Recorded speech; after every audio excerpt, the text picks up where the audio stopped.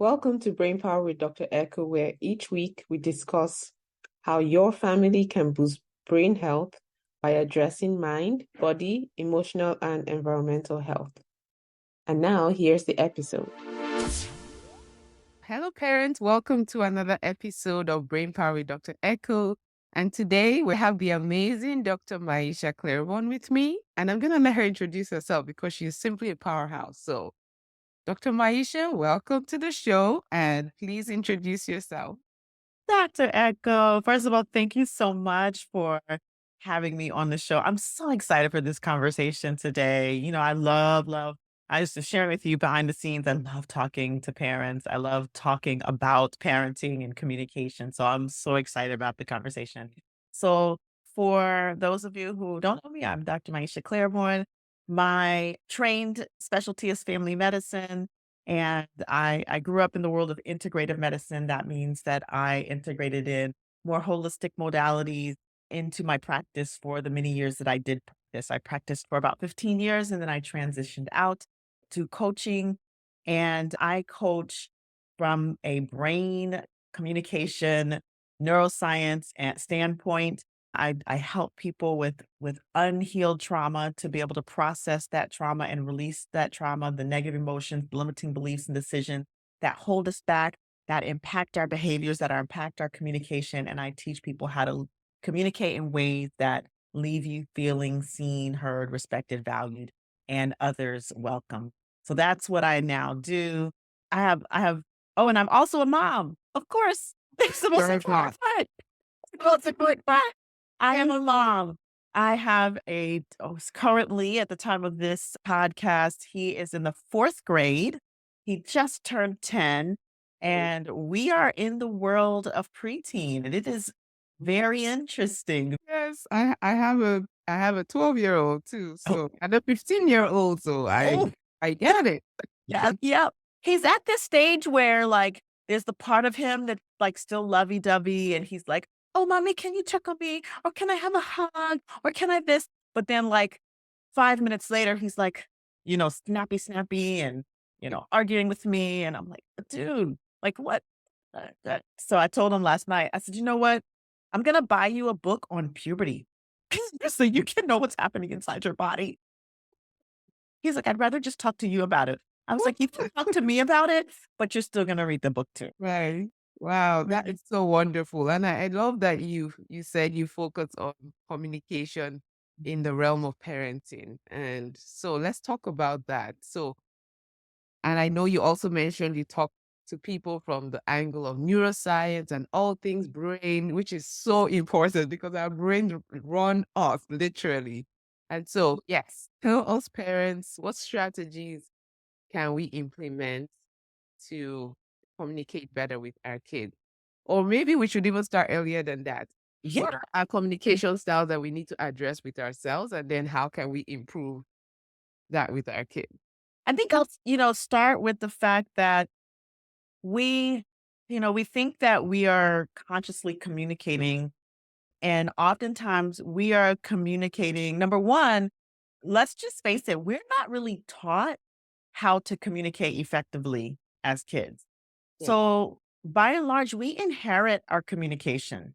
We inherit it from, generations, from like cultural, like the cultures that we come from. We inherit it from what our parents did and what their parents did.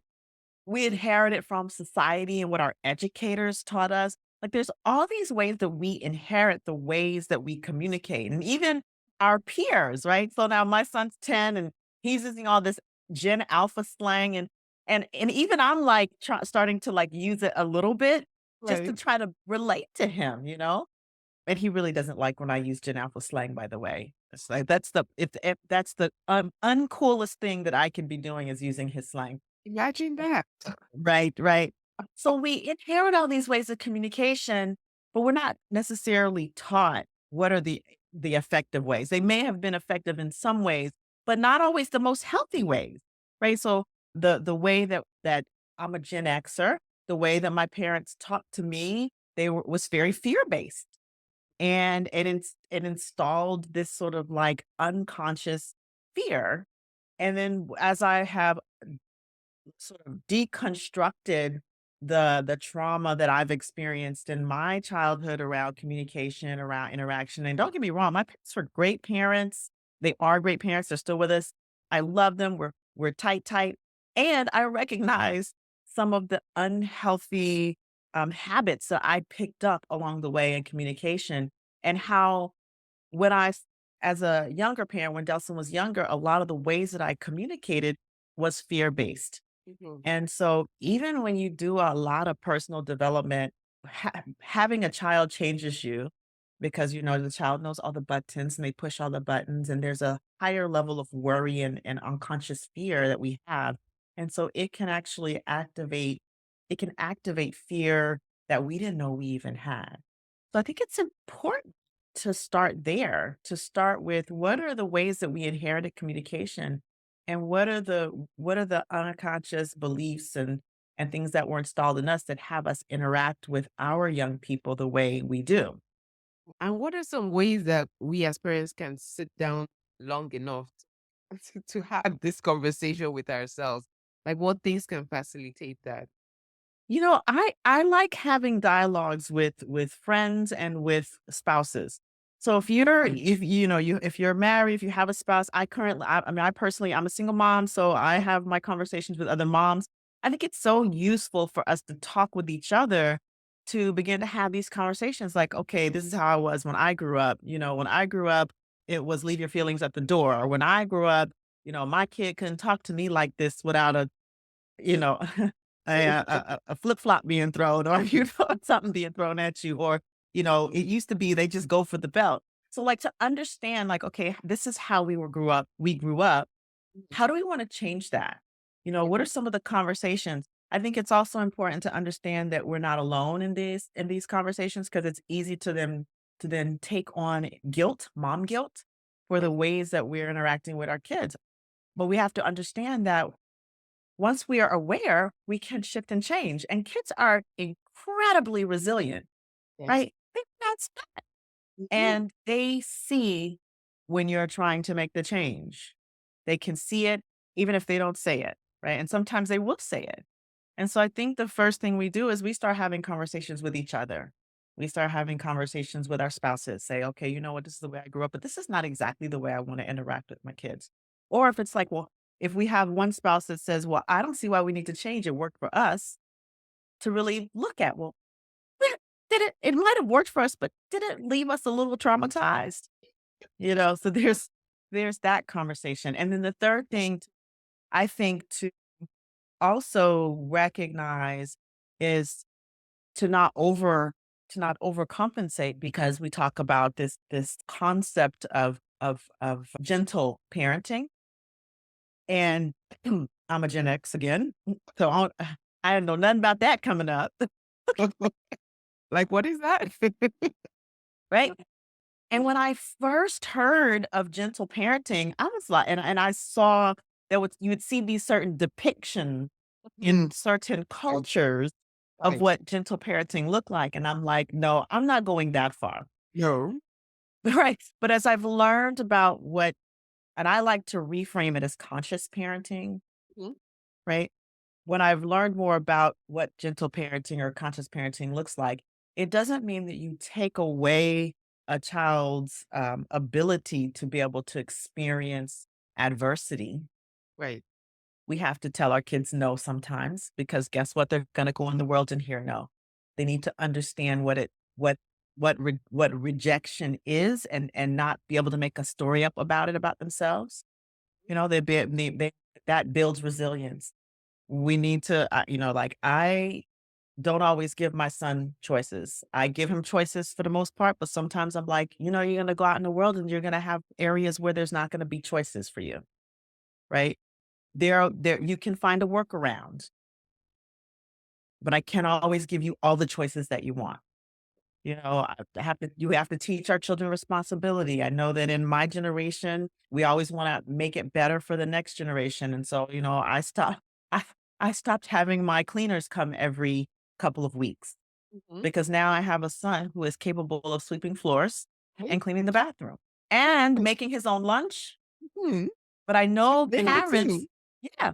I know parents who are like, "Oh, they shouldn't have to do all of that." And I'm like, "Oh, yes, they should, because when we have kids who are growing up who can't boil an egg, Mhm. cook pasta, which are, I think, the 2 most simple things to do, Right. who can't clean their house, who can't wash their clothes." Mhm. So, these are the conversations we have with each other. I often am colluding with moms like, "Okay, what's your kid doing? Okay, is this normal? Okay, this is how I'm doing it. What are you doing?" Right. And when we exist in community that way, then we can we can grow together and empower ourselves to be able to empower each other. And if you know that you struggle with communication, then that's where you seek that outside counsel, that outside help, Right. you know. Absolutely. And I think everybody needs a therapist, including the therapist themselves.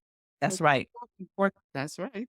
It's so important to be able to say this Mhm. outside of yourself, get it out of you, write it out on the paper. That's why they Mhm. say journal, right? And all of those things, because it definitely makes a difference. In my life, I've seen it for sure. Yes. Yeah, absolutely. Absolutely. Yeah, so one of the things that I have learned, and I'm still learning and I'm always learning, is how to listen to my son. Right. How to listen differently from how I was listened to, and also how to listen to my son differently than how I listen to adults. Hmm. Because I think that sometimes, we think that children are little adults. They're not. They are young developing brains. And it can be easy, especially when your child is maybe like has I like to say an old soul or a mature soul, to Hmm. almost mistake them from being a grown person. Yes. Yeah. And I will, like, admit, like, I still do that. And I have to, my son reminds me, he will remind me, I'm just a kid, or I was overwhelmed. And I'm like, oh, yeah, that makes sense. You are 10 after all, you know? And so understanding for me personally, and also the thing that I often share, with other parents, is understanding where our kids are in their development and in their developmental stages can be incredibly helpful in framing how we speak to them, Right. you know? And I also think that while we have to understand that they're developing, we also can give them credit for their ability to process difficult things. Yeah. And so we can also communicate honestly with them, right? And when we model emotional intelligence, then they can pick that up, they can absorb that. So I talk to my son about my feelings, like if I'm feeling sad, or if I'm feeling, if I we have a loss, like I had a person in my community who died, and I was feeling sad, and he would say, "Mommy, you look sad." I said, "Well, I am sad." I said, we lost a person in our community." And he would say, "Oh, I'm sorry," and they said, "Well, what can I give you a hug?" And I always let him know that it's not his responsibility to make me feel better, but I think it's very sweet that he wants to comfort me, right? Right. And so, like, really being honest with our emotions. If I'm stressed, I might say, "Hey, today I'm stressed out, so I need you to cooperate with me today," right? Because my bandwidth is shorter, Hmm. right? So these are some ways that we can begin to be honest and open and model communication. The more we are able to do the work on our with ourselves, to be able to expand our own emotional intelligence, to be able to um, expand our own capacity for communication and heal our own internal trauma, Right. the better we will be at modeling the type of behavior that we want to teach our children. Absolutely. So I had a thought when you just said something about when your son sees you're sad and then he reaches out and says sorry and wants to give you a hug, and you said it's not his responsibility to make you feel better. How do you have that conversation where so the kid doesn't think, I don't know, how do you have that conversation well with them to explain that better to them so they don't think, okay, mommy is saying I shouldn't show empathy because that's not what you're saying. But Correct. the child may not understand that, and I was just curious. Yeah. Well, so I kind of listen for when he might be tipping into that. Okay. So that's more how I do it. Generally, if he's like, "Well, let me help, give you a hug," and then we hug and we cuddle, and it makes me feel better. But Yeah. every now and then, I'm a recovering people pleaser. And sometimes I see it, right? If he's like, Okay. "Oh, but I wanna do this to make you feel better. I wanna make you," when he starts using that language too Mhm. much, then Okay. I will say, "I want you to know that I so appreciate that you wanna make me feel better, and I also want you to know that it's not your responsibility to make me feel any kind of way." Right? So, Okay. like, you know, you're the child and I'm the adult, so I should be able to make there's nothing that you need to take out of my way, Mhm.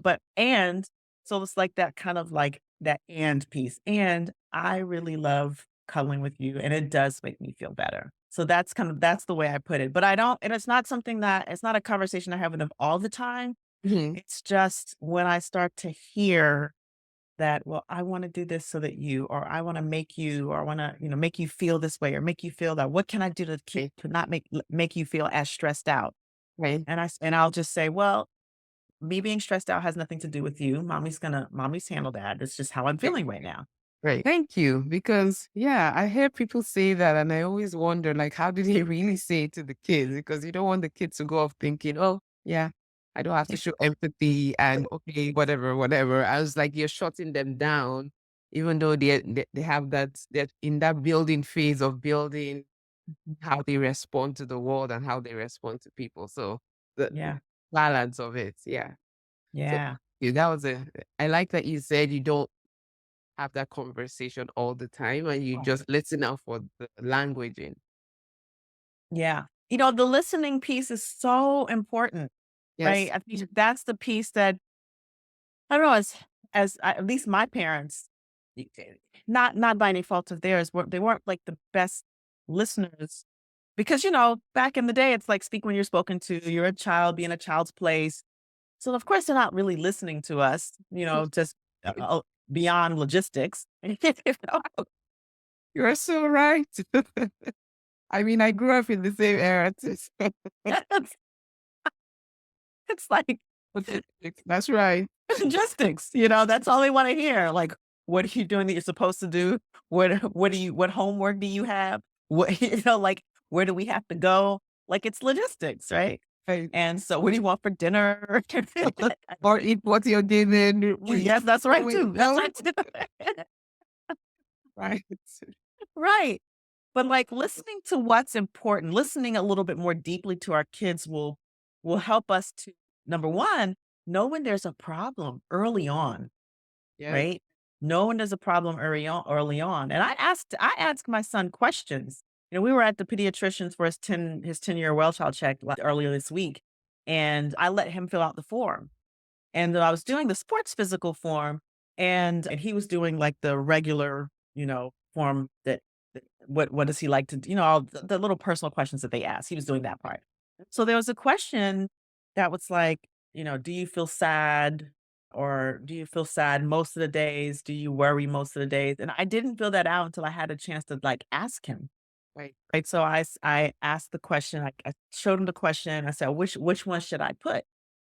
Right, so that he could answer that question, and it gives me some information, and if whether he's hesitating and, like, I'm sort of watching, but he just without question answers, so that's the kind of listening that we can begin to do as parents.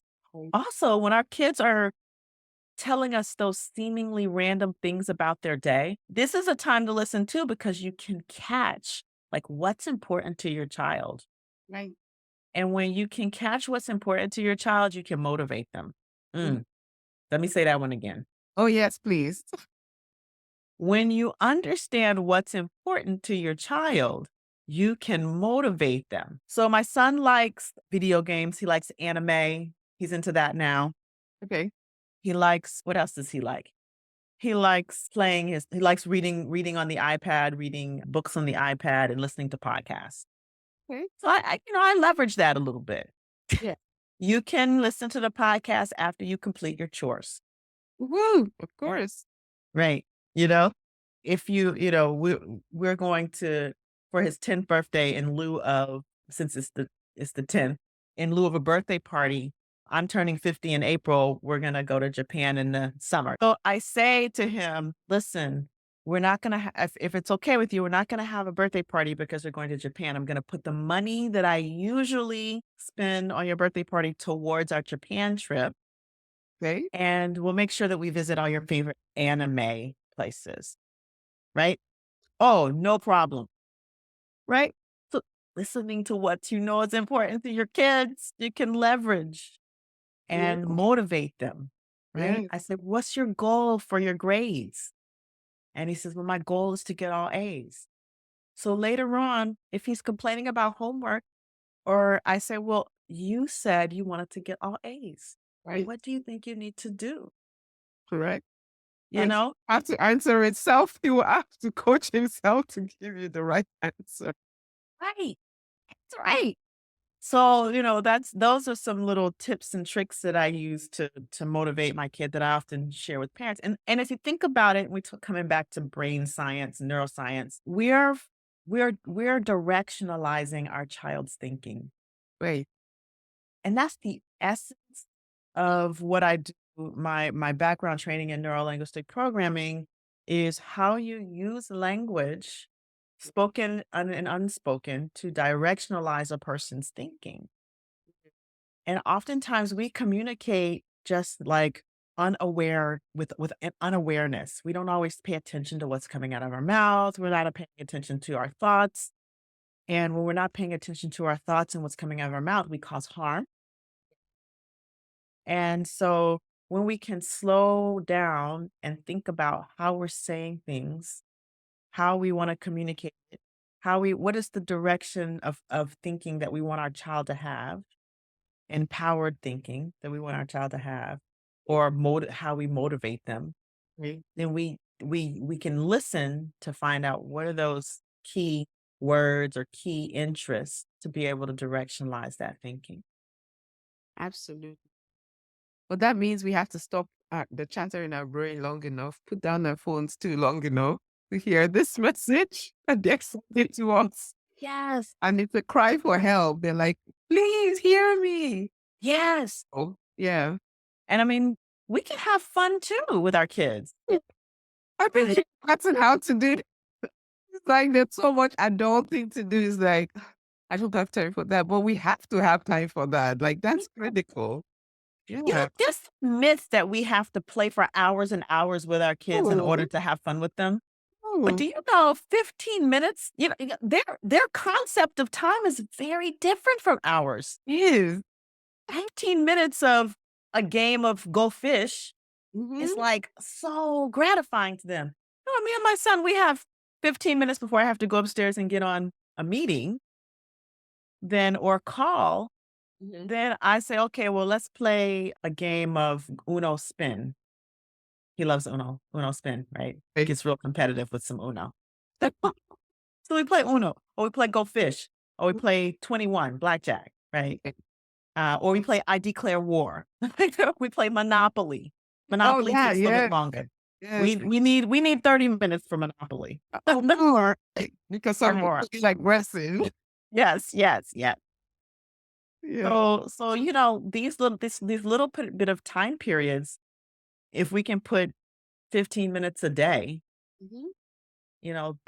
that is chef's kiss to our young kids. It is, it is. Oh my goodness. It makes such a difference. Yeah. When my kids are like, come play with me. And I'm like, oh. But I had to remind myself that it's so important because it's the way they speak love, right? Yes. Yeah. Yeah. And that's why it just reminded me of my book that I wrote, Children's Love Letters. And the child smells love because it's not time like we know they always say it's time. And then we parents are thinking, I don't have time. So why am I going to spend the time? But it's in so many, it's on all the little things that we do. Mhm. They spell love. They spell, yeah, yeah. I mean, Yeah. looking at them in their eyes and putting down my 12-year-old tells me all the time, Mommy, I'm talking to you, put the phone down. Okay. So instead of getting mad, I put the phone down because I empowered him to tell me. And I've told my kids, if you hear mommy raising her voice continuously, she's giving you permission to say, mommy, you told us not to yell at each other. And I will. This stops my brain because really what comes out of the yelling in the air Yes.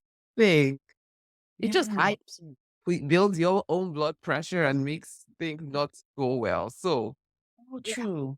working on Yeah. me. Listen, I Yeah. love the and they will and the kids our kids are not gonna remember, the things that we gave them. They're gonna remember the things we did with them, Yes. you know? Yeah, yeah. So, we used to this year I didn't do a great job of it. We used to go bike riding together, me and my son. I finally got a bike that was passed down to me by my parents after they moved out of the country. Uh, and so that's a thing. We like put the bikes on the rack or we sometimes it's simple. We just go walking in the neighborhood.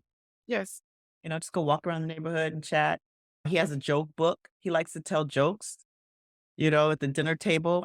You sit down and eat with your kids. And it's like, when you sit down and eat with the kids, put the phone away, right? Sometimes if I bring my phone, he'll be like, all right, you know, Right? unless Yeah. I'm looking at funny videos with him. You're absolutely right. So something I did the other day with my 7-year-old, I dropped her at school.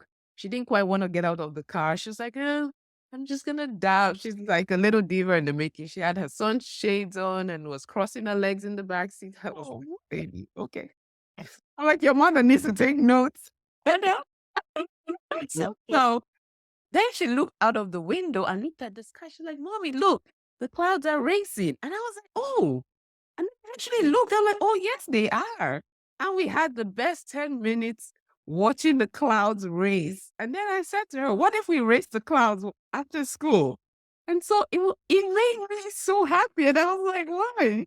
Well, it was just that simple, watching the clouds race themselves. it's so interesting. It's such a good point you make. Like, it makes us feel good too. Yeah, it We does. think in the moment, we think, "Oh, I don't have time, I have so much to do." But when we actually stop I really got this during the pandemic. Like, the pandemic did a lot of really bad things, but it also did some good things for us. Yeah, And for me personally, it really reconnected me to play because I was kind of forced to do it, right? I mean, my kid was right, home for kindergarten and, he's a kindergarten. So they really need more of that attention. And he's an only child. So he didn't have another somebody to play with. And we right, don't do television like all day, every day. right, So, we'd be outside in the back throwing a frisbee, or outside shooting some basketball hoops. right, And it got me really connected to my own sense of play, which connected me more to him, right. Yes, And so that was just super fun to like experience. Like when now we tell jokes, at the dinner table yeah, and or we do riddles, like we just make up random riddles that don't make sense kind of thing. Or would you rather? He loves would you rather? right. Would you rather be a tree or the leaves on the tree? Okay. That's a good one. Would you rather be the dirt or the worms in the dirt? No, Like, that's the I'm a boy, so that's the kind of stuff we talk about, right? that's wonderful. Wow. I love it. So parents, I hope you're hearing the simple ways. I mean, and it also taps into the kid in us because all of us have kids. But we still Yeah, have a kid in us that's there and that we need to nourish and take care of still. I yeah, feel like yeah. when you lose touch with who you really are on the inside, then you lose touch with everything else. I mean, So true, it's so true. But you know what? It does take intention. yes. It does take intention. And in our very, very busy lives, it also takes structure, Hmm. right? So one of the things that I do is I have especially because I own my own business, I have to structure time away from work. And so, people might say, "Well, you don't have to schedule time with your" Yes, I schedule the between this time and this time is time with my kid. It may be dinner time, it may be time after that, but, like, between these times, it's blocked off. I'm inaccessible, Right, right, to others for anything, for phone calls, for anything. right, And so that allows me to be able to, when sometimes Delson will help me come cook, When we sit down for dinner, it's just me and him. After dinner, I always go and, and we sit down in the living room and we're like, what are we gonna do? Right now, because we're going to Japan in May, we are doing Duolingo Japanese lesson. We're gonna Okay. do our Duolingo, right? And we do that for like 10 minutes, and then maybe we go play a game or something, you Right. know? But it takes like real intentionality to be able to do that. So it's scheduled. It's and then on the weekend, it's like, okay, this time is for my son, this time is for any work that I need to get done, and he can and then that helps him too, because he can understand that, okay, this is my time. And then when mommy's doing her admin time, she's doing her admin time. And then she'll be back with me, right? This is our bedtime ritual stuff together, like whether I'm reading or whether we're just doing our cuddle time, good night time, or whatever that is, this is my time. And he always gets that time. And providing that consistency and that structure for your kid also gives them a sense of safety and security as well. And love and peace and joy and all the good things. Mhm, mhm, mhm, Yes. all of those. Yeah. And foster their growth as children, because really children need all those ingredients. When you look at kids who have been in orphanages versus kids who are loved, Mhm, both there's a difference, like mhm, just physical growth by itself. mhm. So yeah, all the reasons why. Yes. Wow, we could go on and on forever, Oh my but gosh, we'll yeah. have to do a part two of this. So thank you in advance for coming back. So, but I'd love to, I'd love to. And, we can also continue the conversation on my podcast. I need to have it on my podcast too. okay, I accept. I'll be there. Yes. So can you please tell our parents where they can find out more information about the amazing services you provide? Absolutely, absolutely. So my primary website is mindremappingacademy.com, mindremappingacademy.com. And there are a couple of ways that you can engage with me. So if you're thinking, you know what, I would really love some one-on-one coaching, particularly if you're like, well, I know I have some things I need to like get rid of, some old trauma from my parenting, or I want to reparent myself. That's something that I can help you work with. If you are inside of an organization or community or group and you're like, man, she would be a great speaker to come and talk about this type of thing. If you're an organization, have an ERG group, that's also a place where you can engage with me. And finally, I have a podcast. So it's called Behind Beliefs and Behaviors, and it's a communication podcast. So if you're like, I just want to hear more about her, then you can go and you can listen to the podcast where I talk lots about communication and ways that we can listen, ways that we can create trust and safety. And so those are the primary website is mindremappingacademy.com, and everything will be there for you to peruse. In terms of social media, I'm on most platforms. I'm on Instagram, and I'm on LinkedIn and Facebook, and I'm also on TikTok and YouTube. So I'm on all of them. It's backslash Dr. Maisha. Whatever your favorite platform is, just go there and you can follow me. She's there. Please do something good for yourself and go follow her. That's what I'm gonna say.